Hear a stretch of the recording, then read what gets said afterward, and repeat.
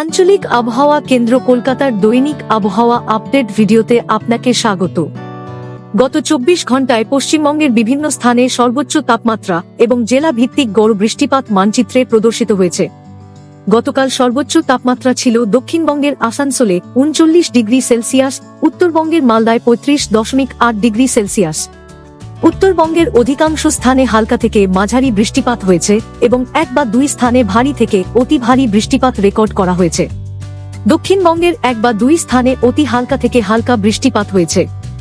গত 24 ঘন্টায় রাজ্যের কয়েকটি উল্লেখযোগ্য বৃষ্টিপাতের পরিমাণও মানচিত্রে দেখানো হয়েছে। পাঞ্জাব থেকে হরিয়ানা ও উত্তরপ্রদেশ হয়ে বিহার পর্যন্ত বিস্তৃত সমুদ্রপৃষ্ঠের গড় স্তরে অবস্থানকারী মৌসুমী অক্ষরেখা বর্তমানে বজায় রয়েছে।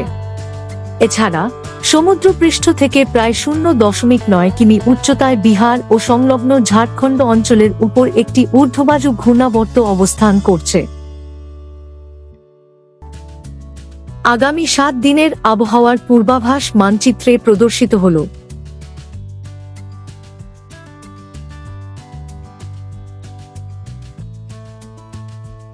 আগামী 7 দিনের আবহাওয়ার সতর্কতা মানচিত্রে প্রদর্শিত হল।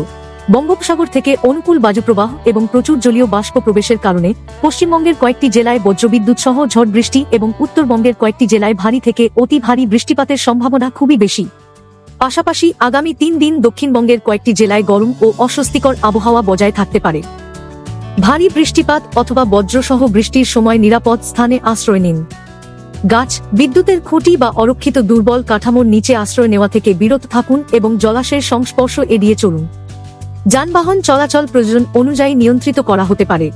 সকাল 11টা থেকে বিকেল 4টার মধ্যে দীর্ঘ সময় রোদে থাকা এবং বাইরে কঠোর পরিশ্রমের কাজ এড়িয়ে চলুন। তৃষ্ণা না পেলেও শরীরে জলশূন্যতা এড়াতে পর্যাপ্ত পরিমাণে জল পান করুন।